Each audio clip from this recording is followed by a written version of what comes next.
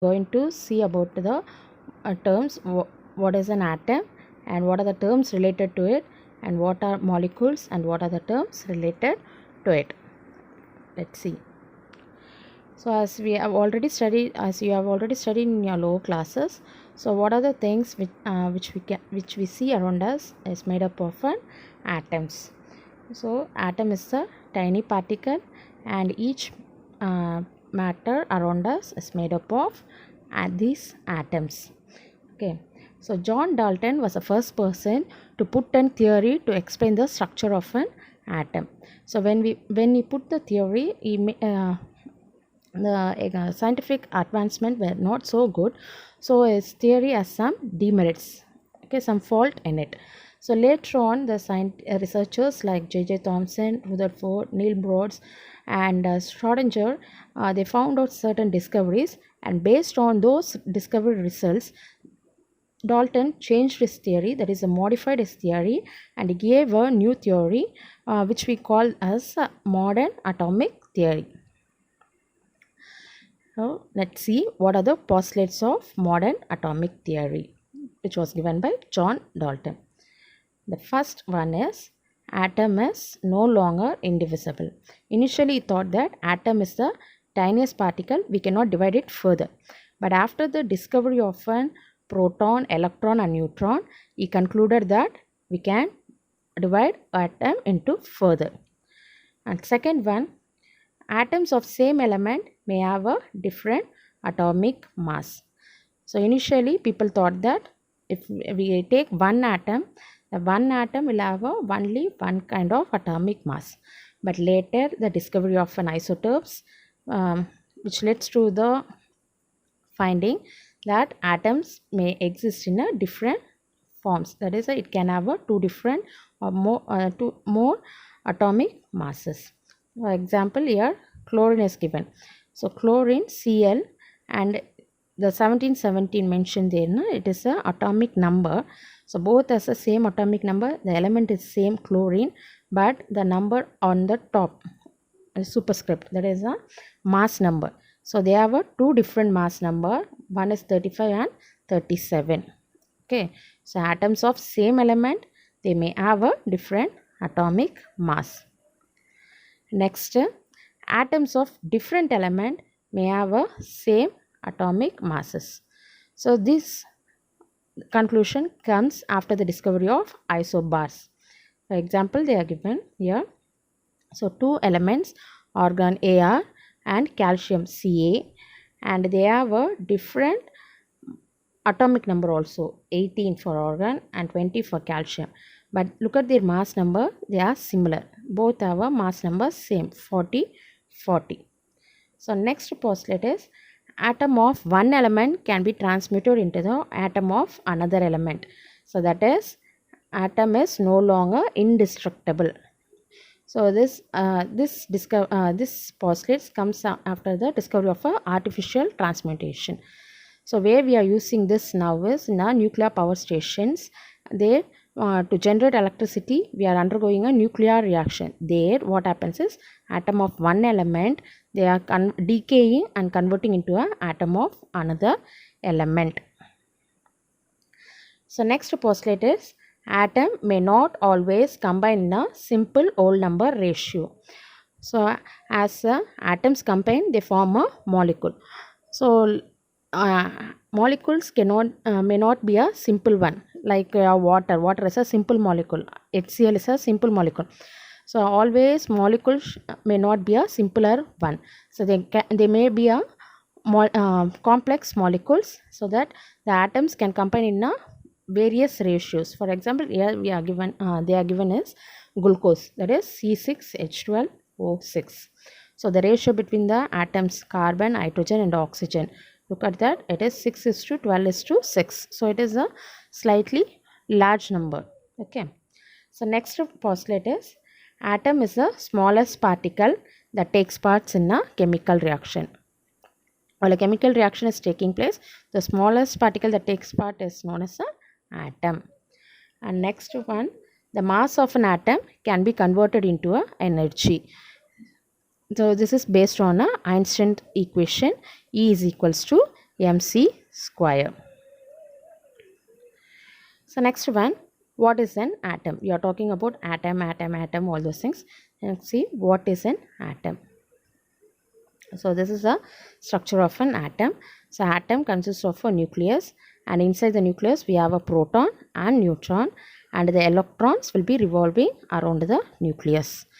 So here the proton and neutron and electron, all the three has a mass, but the mass of an electron is negligible. So the mass of an electron is very less, so we won't consider it. But the mass of a proton and the mass of a neutron are considerable, so they are not negligible. So when we calculate the mass number, so mass number is nothing but the atomic mass. So that is a mass of an atom. When we calculate the mass of an atom, we have to consider the mass of a proton and the mass of a neutron. So here for example, I am taking a carbon atom. So carbon has 6 proton and 6 neutron. So their mass number will be 6 plus 6. So which is equals to 12. So what does the mass number definition is? Sum of the number of proton plus the sum of the So mass number is the sum of the number of proton and number of neutron. So it is the addition of number of proton and number of neutron. Okay, it gives the mass number. It is also called as atomic mass. Okay, and how will you represent an element? Okay, so here I have given the picture of a carbon. So we will write the symbol C, and which was written below the number which was written in the subscript as represents the atomic number. So atomic number is nothing but the number of proton or number of neutron, and the number which was written as a superscript is a mass number. So here mass number is 12. So mass number is the sum of proton and neutron. Okay, it is an addition of a number of proton and number of neutron. So next one is the atomic mass unit. So whenever you are measuring something, you have to give its unit. So since atomic mass is very small, we won't give its unit in gram. You can't measure it in grams. So instead we use the term atomic mass unit, AMU. Okay, atomic mass unit is nothing but 1/12th mass of an carbon 12 atom. Okay, in general we'll define atomic mass unit as a 1/12th part of a mass of an carbon 12 atom. Okay, why we are considering carbon 12 as a carbon 12 is a stable isotope of a carbon, and which we can get abundantly. So we can take it out and we can measure its atomic mass number, and we can compare with other thing. Okay, and the carbon 12 has 6 proton and 6 neutron in it. Okay, and this picture represents this one is a 1 AMU is equals to the 1/12th mass of a carbon 12 atom. So next term is a relative atomic mass, RAM. So what is meant by relative atomic mass? As I already mentioned, atom is so tiny we cannot measure its mass exactly. So what we are doing is we are measuring it as a comparison. Okay, so we are taking one element as a standard, and we are comparing the mass of that element with the unknown elements, and we find out the mass of other elements. Okay, so in the beginning people have took hydrogen as a standard element. So they assigned the value for hydrogen as 1, and comparing with the hydrogen they will be measuring the mass of the other elements, and later they found out there is some error in it. So why is hydrogen can exist in 3 different isotopes. So they have 3 different mass numbers which are almost double. That is, it comes on around 1.8 something like that. So they are considered another they thought that they have to take another element as a standard. So they have took oxygen as a standard element and they started to measure. And now nowadays what we are taking as a standard is carbon 12 isotope. So why we are taking carbon 12 is it is stable isotopes and it is abundant. Okay, so we are taking the carbon 12 isotope and we are comparing this we are taking that as a standard, and keeping that as a standard we are measuring the mass of an other element and their atoms. So next one, definition of relative atomic mass. So relative atomic mass is the ratio between the average mass of its isotope to the 1/12th part of the mass of carbon 12 atom. Okay, it is also called as a standard atomic weight. Okay, so how can we represent relative atomic mass? It is represented as AR, and the formula is AR equals to average mass of the isotope of the element divided by 1/12th of the mass of a 1 carbon 12 atom. Okay, this is a ratio 1 and so we don't have a unit. So whenever we take a ratio we don't have a unit, so relative atomic mass has no unit.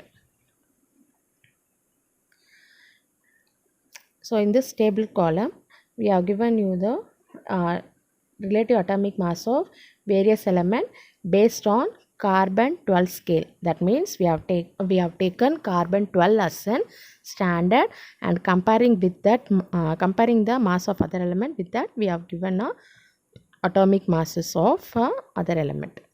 So for hydrogen the symbol is H and relative atomic mass is 1. For carbon the symbol is C and relative atomic mass is 12. For nitrogen the symbol is N, relative atomic mass is 14. Oxygen it is O and it is relative atomic mass is 16. Sodium symbol is Na and relative atomic mass 23. Magnesium symbol is Mg, relative atomic mass 24. Sulfur symbol is S, relative atomic mass is 32. So next one is gram atomic mass. Okay, so gram atomic mass is nothing but if we express the atomic mass in terms of a gram, we'll call that as a gram atomic mass. Okay, so here are some of the examples of a gram atomic mass. So gram atomic mass of hydrogen is 1 gram. For that of carbon is 12 and oxygen is 16 and nitrogen is 14 gram. So if you wherever they are mentioning the unit as gram, then that atomic mass becomes your gram atomic mass. That is, whenever you are measuring the atomic mass in terms of gram, we'll call that as a gram atomic mass. So next one is a average atomic mass. So what is meant by average atomic mass? So when we take an element from an earth crust or somewhere, so always the element will be in a mixture of its isotopes. We cannot take a single element, we will always have a mixture of its isotope. So whenever we are calculating the atomic mass of an element, atomic mass of an element, we cannot neglect the isotopes. So we have to consider the isotopes also when we calculate the atomic mass. So average atomic mass is nothing but the weighted average of all isotopes of an element, and this only is represented in your periodic table as a mass number, and it is rounded up to a 2 decimal point. Okay, and what is the formula to calculate the average atomic mass? So average atomic mass is equals to mass of a isotope. So the element may have consider if the element has 3 isotopes, then the formula will be mass of the first isotope into its percentage abundance plus mass of the second isotope into its percentage abundance. So that is the formula of your average atomic mass. So to understand it's better, we'll see a problem. So look at this one in this example. So what they have given. So they are given, calculate the average atomic mass of oxygen of the abundance in nature is 99.76% O16, 0.04% O17 and 0.20% O18. So here they have given three isotopes of oxygen, that is O16, O17 and O18, and they have also mentioned its abundance in nature. Okay, and they asked you to find out the average atomic mass. So the formula for average atomic mass is, so look at here, average atomic mass equals to mass of the first isotope into percentage abundance plus mass of the second isotopes into percentage abundance divided by 100. Okay, so you can substitute here in this slide. So average atomic mass equals to, so first isotope, what is the atomic mass? 16. So they have written 16 here, and its percentage abundance is given as 99.78. So it's written here, plus second isotope mass number is 17.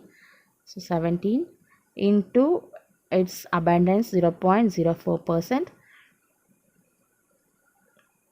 plus mass number of third isotope 18 into abundance 0.20. So divided by 100. Okay, so if you multiple and add it and divide it, you get this value 16, and it is, the unit for this is atomic mass unit, AMU. Okay, that's it. So we have a question corner here. So read out this question and find the answer and write down the answer, and these are the questions which will be asked in your public exam also. So write down the answers in your note and keep it safe, and once the school reopens, we'll check out your note for your answer. Thank you, and the remaining of rest of the lesson will be continued in the next class. Thank you, students.